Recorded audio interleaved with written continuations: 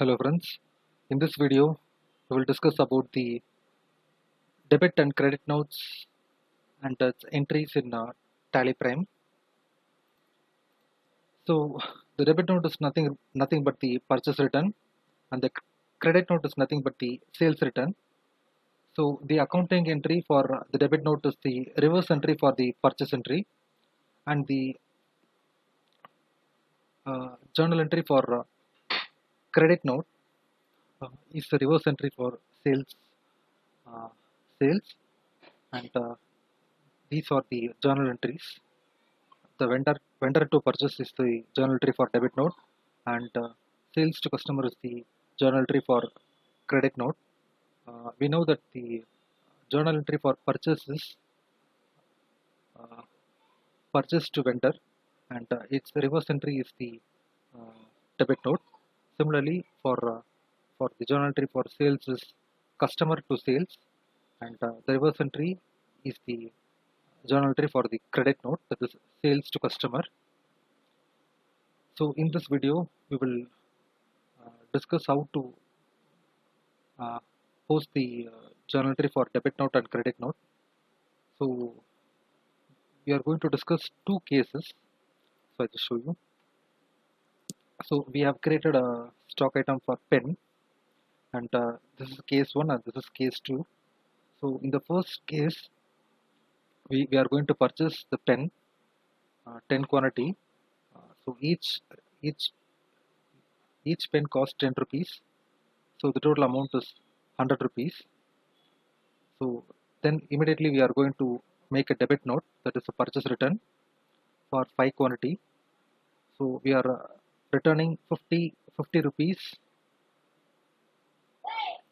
So the material that is worth rupees 50, we are returning it to the vendor. So the balance is the 50 rupees that we are going to make the payment. So this is the case one. And when it comes to the case two, we are purchasing the same pen, 10 numbers, but we have made the payment. The next day we are making the payment, total amount 100 rupees. But the next day we are posting the debit note. That is, we are returning 5 quantities. So for that we are going to receive 50 rupees from our vendor. So we need to make the receipt so that the line items will be cleared in our balance sheet. So in Tally Prime, we are going to post entries for case 1 and case 2. So first so I have created the ledgers required for purchase and purchase and debit note. So in the similar way, the sales entry also will be taken into process, that is sales, then credit note, then comes the receipt. Similarly for case 2, it is sales, receipt, credit note, and then payment. So in the opposite way, the sundry debtor will be uh, realized. So in this, we are going to perform only the sorry uh, only the accounts payable section. Uh, you can try it the accounts receivable section also. So first we can process with the case one, that is, let me purchase the 10 quantity of pen. So in the change mode, I just change it to item invoice, vendor.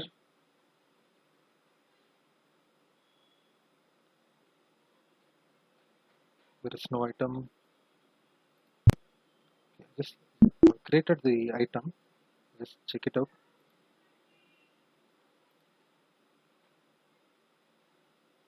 Okay.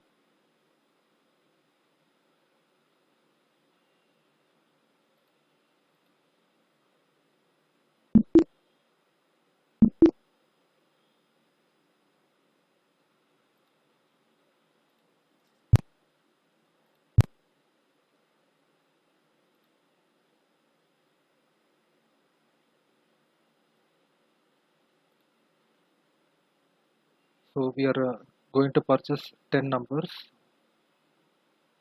So I've made the purchase.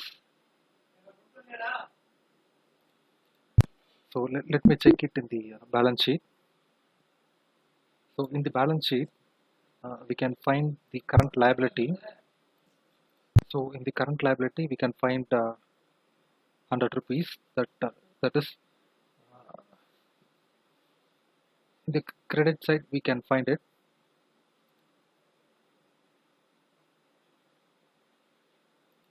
And since the vendor is credit and purchase is debit, so when it comes to the purchase account, it is debited for 100 rupees. So it remains a liability. So what I'm going to do it now is I'm going to make the debit note entry. That is, we are returning our purchase return to the vendor 5 quantities. So let me post it into the voucher. Just click on other vouchers. So just click on show inactive.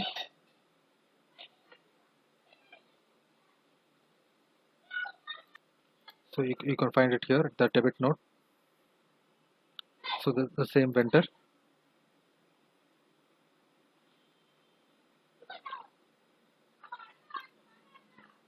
So we have purchased 10 quantity and we are returning the 5 quantity. Now we can see the difference in the balance sheet.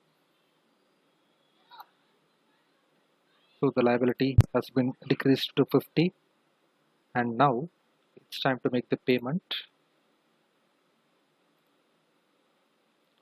So with the cash, we will pay the vendor.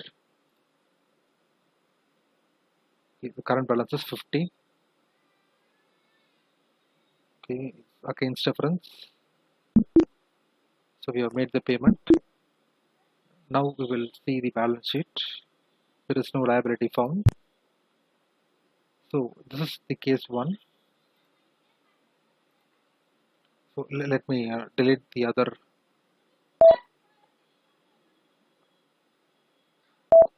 So we are left with the purchase account, purchase entry, that is for case 2. We have done the purchase. Now I'm going to make the payment. Let me show the payment for 100 rupees.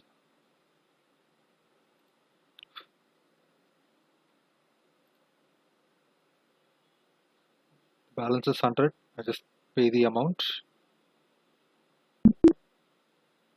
and now also there will be no there will be no current liability since we have paid the total amount. So now what we are doing, we are making a purchase return for now. After the payment, we are making the debit note. Other vouchers, debit note.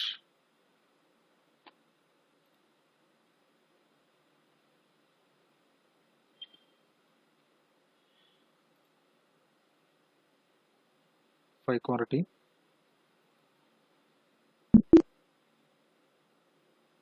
So let me check it in the balance sheet.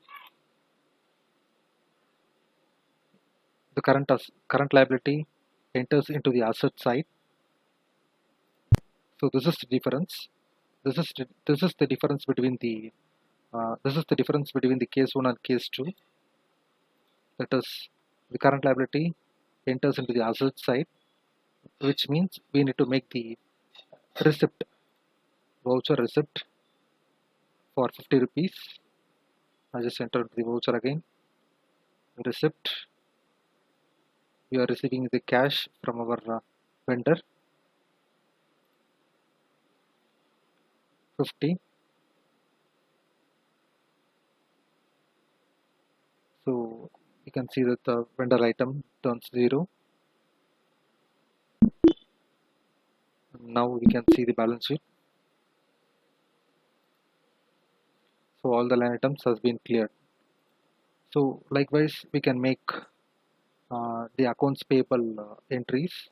So in the same way we can make the accounts receivable entries also with the credit note and with the credit note. So I hope this video will be more informative. So we can continue in the next video. Thank you.